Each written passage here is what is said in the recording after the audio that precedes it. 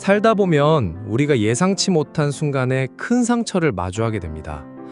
특히 오랜 세월을 함께 온 배우자의 배신은 그 어떤 말로도 표현하기 어려운 아픔이죠. 하지만 오늘의 주인공은 그 아픔 앞에서 주저앉지 않았습니다. 오히려 두려움을 넘어 자신의 삶을 다시 선택한 한 여성의 이야기를 전해드립니다.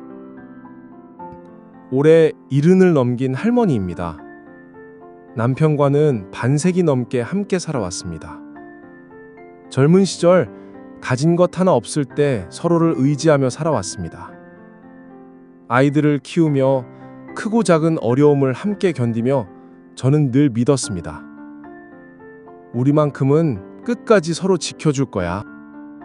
그러던 어느 날 작은 균열이 제 앞에 모습을 드러냈습니다. 남편의 양복 주머니에서 우연히 발견한 영수증. 꽃다발과 고급 레스토랑 이름이 적혀 있었습니다. 그날은 제가 병원에 입원해 있던 날이었습니다.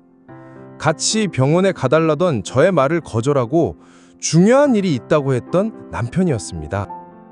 순간 가슴이 철렁 내려앉았습니다. 내가 아픈 날 그는 누구와 있었던 걸까? 처음에는 단순한 착오라며 스스로를 달랬습니다. 하지만 그때부터 저는 자꾸만 남편의 작은 변화들에 신경이 곤두섰습니다. 늦어지는 귀가 시간, 낯선 향수가 스친 와이셔츠, 그리고 휴대폰을 볼 때마다 감추는 듯한 불안한 손길. 그 모든 사소한 조각들이 하나의 그림으로 이어지며 저는 더 이상 외면할 수 없었습니다. 결정적인 순간은 우연히 찾아왔습니다. 남편이 깜빡 두고 간 휴대폰. 그 안에 남겨진 메시지에서 낯선 이름과 다정한 문장을 보게 된 순간 세상이 무너져 내리는 듯했습니다. 오늘도 고마웠어요. 요새 당신 덕분에 참 행복하네요. 짧은 문장 한 줄이 제 삶의 반세기를 부정하는 듯했습니다.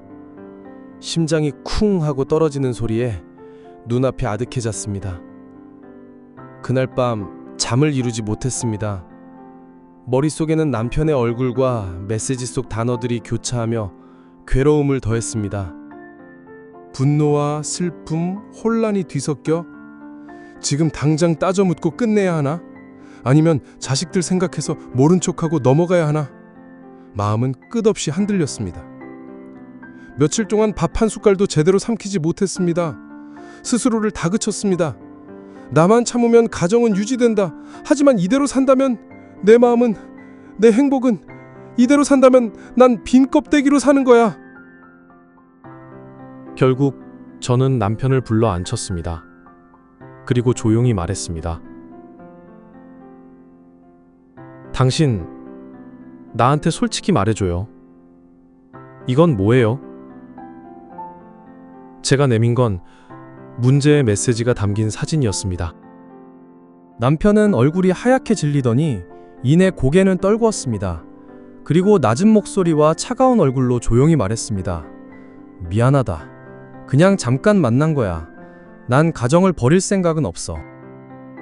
그 순간 제 안에서 두 가지 감정이 동시에 일었습니다. 배신감과 허탈감. 제가 사랑하던 남편은 이제 세상에 없어지고 낯선 남자가 앞에 앉아 있는 것 같았습니다. 눈물이 주르륵 흘러내렸습니다. 말로는 설명할 수 없는 복잡한 눈물이었습니다. 그날 이후 저는 거울 앞에 서는 시간을 자주 가졌습니다. 주름진 얼굴, 세월의 흔적이 가득한 모습.